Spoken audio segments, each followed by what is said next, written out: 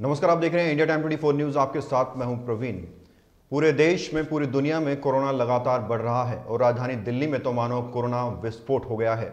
इसे लेकर सरकार तमाम कानून बना रही है, तमाम नियम बना रही है और जनता को जागरूक कर रही है। लेकिन कोरोना की तीसरी लहर शुरू हुई है या नहीं, इसको कैसे कंट्रोल किया जा सकता है, कैसे इससे बचा जा सकता है और वैक्सीन कब तक आएगी, इन तमाम चीज़ों पर चर्चा करने के लिए आज हमारे स्टूडियो में मौजूद हैं भगत हॉस्पिटल के चेयरमैन डॉक्टर CM भगत। सर, बहुत बहुत स्वागत है। सर, पहला सवाल मेरा यही रहेगा जो हर कोई जानना चाहता है। ये जो दिल्ली में कोरोना का विस्फोट हुआ है, पहले जहां 1500 से 2000 के बीच में मामले आ रहे थे, अब कुछ दिनों से 7000 से ऊपर लगातार केसेस आ रहे हैं। तो आपको क्या लगता है कि ये जो फेस्टिव सीजन चल रहा है, दिवाली आई, कई त्यौहार आए, उसकी वजह से है या फिर लोग जो हैं लापरवाह हो गए हैं? देखिए, फेस्टिव सीजन और लापरवाही दोनों का जोड़ है ये, और इसमें कोई दो राय नहीं हो सकती। लोगों को लगा कि त्यौहार तो मना लें। वैसे वो पुरानी कहावत के साथ चल रहे, जिंदगी अभी तो जी ले, बाद में जो होगा देखी जाएगी। तो यही हो रहा है और उसी के बाद अब ये केसेस इतने बढ़ गए हैं। त्यौहार मनाना अच्छी बात है, पर सबको मालूम था कि ये प्रॉब्लम हो सकती है। अब इसमें मार्केट्स में कंट्रोल करना भी ज़रूरी था, लोगों को अपने पे काबू रखना भी ज़रूरी था। नहीं रखा, शहर भुगत रहा है और यही लोग सफ़र कर रहे हैं। दोष किसी को भी दिया जाए, लेकिन सफ़र तो दिल्ली की जनता कर रही है। इसका इलाज भी दिल्ली की जनता को ही ढूंढना है। सरकार जो अपने नियम बना ले, सब कुछ कर ले।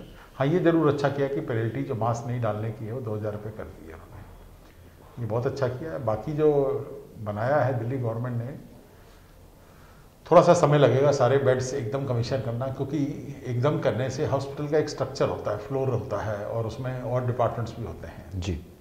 सडनली कोई कहे कि सब कमरे आप कोविड में कर दो, बाकी सब काम बंद कर दो, तो मुश्किल हो जाती है। और वर्किंग तो बाकी भी चलनी है। कोई ये तो है नहीं कि कोविड आने से बाकी सब बीमारियाँ ख़त्म हो गई हैं, एक्सीडेंट ख़त्म हो गए, या डिलीवरी ख़त्म हो गई है, या ब्लड प्रेशर के मरीज ख़त्म हो गए, या शुगर की प्रॉब्लम ख़त्म हो गई है।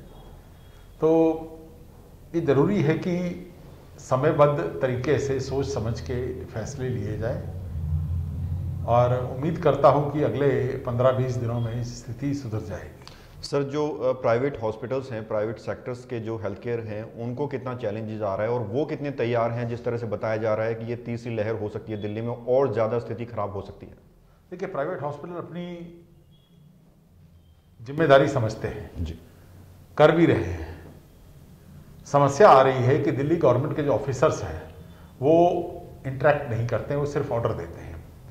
ये जो स्टाइल ऑफ एडमिनिस्ट्रेशन है, मैं कहूँगा ये एक पुराने तरीके का एडमिनिस्ट्रेशन है, या इसको लो ग्रेड ऑफ एडमिनिस्ट्रेशन कह लीजिए। किसी भी जिसको सर्विस प्रोवाइड करनी है और सडनली आपको इमरजेंसी में चाहिए, तो आप अगर उसको साथ में लेके चलेंगे तो बेहतर सर्विस मिलेगी। और अगर आप ऑर्डर्स दे देंगे बिना उसकी समस्याएं समझे, आपने कह दिया कि इतने परसेंटेज बेड जो हैं आप उसमें शिफ्ट कर दीजिए। हाँ, इस बार इन्होंने ये जरूर कहा कि अगर मरीज उसमें भर्ती हैं तो थोड़ा सा टाइम ले लीजिए उनको डिस्चार्ज करने में। लेकिन हॉस्पिटल में एक स्ट्रक्चर होता है, एक डिज़ाइन होता है हॉस्पिटल का जी। कुछ हॉस्पिटल डिज़ाइंड है, कुछ मेकशिफ्ट में है। अब डिज़ाइन में मान लीजिए कैथ लैब और डायलिसिस अगर आईसीयू के साथ जुड़े, और मैं अगर आईसीयू को कोविड में कन्वर्ट कर रहा हूँ, तो इसका मतलब है कि मैं कैथ लैब को बंद कर रहा हूँ। क्या ये संभव है? कैथ लैब तो एक ही होती है हॉस्पिटल में, बहुत सारी तो नहीं होती हैं। तो इस तरह के जो फैसला बिना इंटरेक्शन के होता है, सिस्टम शुड इंटरेक्ट। हो सकता है गवर्नमेंट ने मेरे से कहा 60% बेड दो, तो मैं उनको 70 भी दे सकता हूँ, पर वो मेरी समस्याएं को समझे तो सही, मुझे मौका दे। फिर समस्या आती है स्टाफ की, फिर समस्या आती है पेमेंट्स की कि स्टाफ को सैलरी चाहिए, त्योहार था, बोनस नहीं मिला, परेशान है वो, हम भी परेशान हैं, हम नहीं दे पाए उनको। लेकिन दिल्ली गवर्नमेंट ने पेमेंट पे कैपिंग कर रखी है, कुछ सोच समझ के की होगी, लेकिन उसके बेसिस पे जो पेमेंट्स रिलीज होनी थी इंश्योरेंस कंपनी से, वो नहीं हो रही हैं। और सरकारी महकमे हैं जो पेमेंट्स रिलीज नहीं कर रहे हैं, करोड़ों रुपए की पेमेंट होल्ड करके बैठे हैं। ये समस्या पहले भी थी, अप्रैल मई में ये समस्या थोड़ी सी खत्म हुई थी, लेकिन उसके बाद फिर वो धीरे धीरे धीरे बढ़ती बढ़ती फिर उसी पुरानी स्टेज पे, मार्च वाली स्टेज पे चली गई है। तो बार बार गवर्नमेंट को मैसेज दे रहे हैं। अब ये सेंट्रल गवर्नमेंट की प्रॉब्लम है, दिल्ली गवर्नमेंट की नहीं है। दिल्ली गवर्नमेंट की भी कुछ पेमेंट है, पर वो रिलीज़ हो जाती है।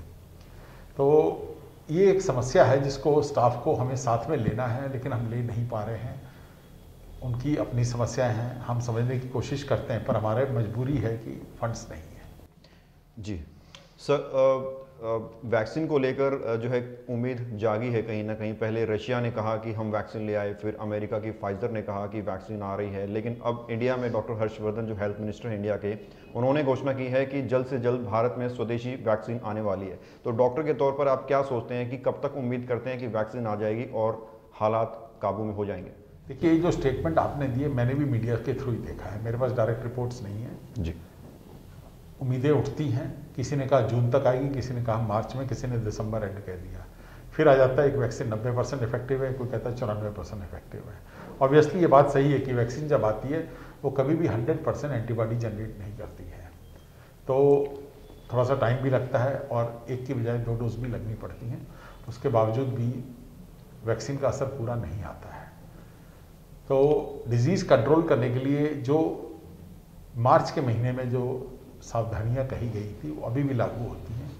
सोशल डिस्टेंसिंग, बेवजह घर से बाहर नहीं निकलिए, हाथ धोइए, मास्क पहनिए, गले मिलने की जरूरत नहीं है, और छोटी छोटी सावधानियां मैं रिपीट करना चाहूँगा उनको, आम जनता के लिए रिपीट करना। सीढ़ी चढ़ते हुए रेलिंग मत पकड़िए, दरवाज़ा खोलते हुए हैंडल को मत छूइए, पब्लिक टेलीफोन्स के रिसीवर को मत छूइए, अननेसेसरी कैश ट्रांजेक्शंस नहीं करिए।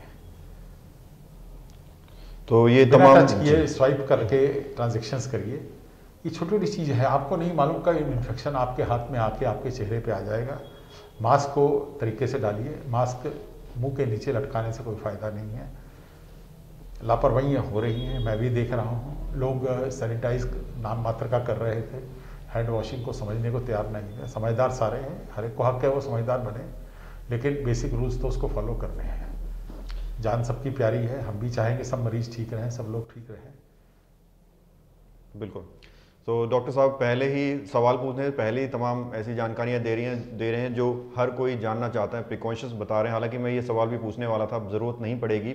डॉक्टर साहब एक चीज़ और मैं समझना चाहूँगा, मान लीजिए अगर विदेश में पहले वैक्सीन आ जाती है, अमेरिका में, रशिया में, और उसका एक्सपोर्ट शुरू हो जाता है विदेश और कंट्रीज़ में, तो उसमें हर कोई जानना चाहता है कि कितना मेंटेनेंस होता है, कितना उसमें टाइम लगता है पब्लिक तक पहुंचने में, क्योंकि सुना है कि उसमें टेम्परेचर ऐसा होता है कि इंपोर्ट करने में भी बहुत मुश्किल आती है। देखिए, टेम्परेचर वैक्सीन में हमेशा इंपॉर्टेंट रखता है, इसीलिए अगर कोई वैक्सीन -70 डिग्री पे है तो उसका डेफिनेटली डिस्ट्रीब्यूशन जो है मेन सिटीज़ में हो पाएगा, छोटी सिटीज़ में नहीं हो पाएगा। अच्छी बात यह है कि हर कंपनी ने टेस्ट रिपोर्ट आने से पहले ही, जैसे उनको लेवल 2 की सक्सेस मिली है, उन्होंने millions of dollar vaccine doses जो है बना के रख ली है कि इस उम्मीद में कि काम आ जाएगा। ऑब्वियसली जब इस तरह की हरकत होती है तो एक बहुत बड़ा फाइनेंशियल रिस्क भी लिया जाता है इसकी मैन्युफैक्चरिंग में। इश्यूज आएंगे, कॉस्ट ऑफ वैक्सीन इश्यूज आएगा, हु इज़ गोइंग टू पे इशू आएगा कि सबको नहीं मिल पा रही है, क्योंकि एक दिन में तो सब वैक्सीनेट नहीं हो सकते हैं। 130 करोड़ की जनता है देश की, और उसमें से वल्नरेबल सेक्शंस भी हैं।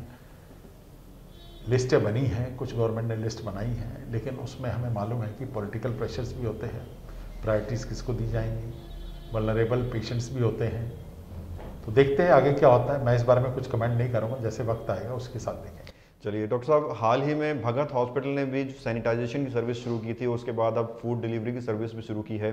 हालांकि हम ये रिपोर्ट भी दिखा चुके हैं, मैं आपसे भी चाहूँगा कि हमारे दर्शकों को ज़्यादा बताएं क्या कुछ सर्विसेज डॉक्टर भगत हॉस्पिटल दे रहा है। देखिए, कोविड के लिए हॉस्पिटल के अंदर जो सर्विसेज है वो तो है, फीवर क्लिनिक है और कोविड वार्ड है, आइसोलेशन की भी, और कोविड सस्पेक्ट्स को भी, क्योंकि कईयों के टेस्ट पॉजिटिव नहीं आते हैं। हमें ये भूलना नहीं चाहिए कि RT-PCR जो गोल्ड स्टैंडर्ड जिसको कहा जाता है, उसका भी सक्सेस रेट जो है 70% के आसपास है। यानी 30% केसेस में हम मिस भी कर सकते हैं कि ये पेशेंट पॉजिटिव होने के बावजूद उसकी टेस्ट रिपोर्ट नेगेटिव आ रही है। पेशेंट सिम्टम्स हैं, सांस फूल रहा है, फेफड़ों में शिकायत आ रही है। फिर आ जाता है कि हम और क्या सर्विसेज दे रहे हैं, ये तो अंदर होगी, सभी दे रहे हैं। हमने नोट किया था कि सैनिटाइजेशन में लोग सड़क पे खड़े होकर PPE किट डाल के सुबह से लेकर शाम तक एक ही PPE किट में वो खड़े, और फिर लोग उनसे सैनिटाइज करा रहे हैं। I don't know how effective it is, क्योंकि ये मोर ऑफ आई वॉश है। लेकिन मैं उन लोगों को भी दाद देता हूँ कि जिन्होंने एंटरप्रेन्योरशिप में अपना कुछ बेरोजगार होने से अच्छा है कुछ पैसा कमाने की कोशिश की, लेकिन उसको हमें साइंटिफिक तौर पर भी रखना चाहिए था। प्रॉपर केमिकल्स यूज़ हों, एक केमिकल जो बहुत ज़्यादा यूज़ हुआ है वो हाइपो ने एक नुकसान किया कि फर्नीचर को डैमेज कर दिया है, जिस भी चीज़ के कॉन्टैक्ट में आता है उसको कोरोड कर देता है वो।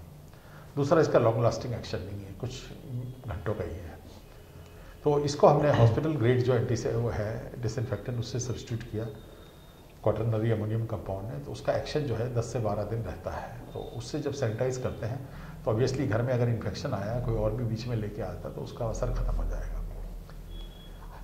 अब इसके अलावा कल का पेपर जब मैं पढ़ रहा था सुबह, तो मैंने नोटिस किया कि कुछ लोगों को होम सर्विस दे रहे हैं, खाना बना के दे रहे हैं। अब ऐसा है कि हर आदमी इसमें अप्रोच नहीं किया जा सकता, और ये लोग भी जिनको जानते थे अपनी सोसाइटी में लोगों को दे रहे हैं और मीडिया में पब्लिसिटी भी हुई।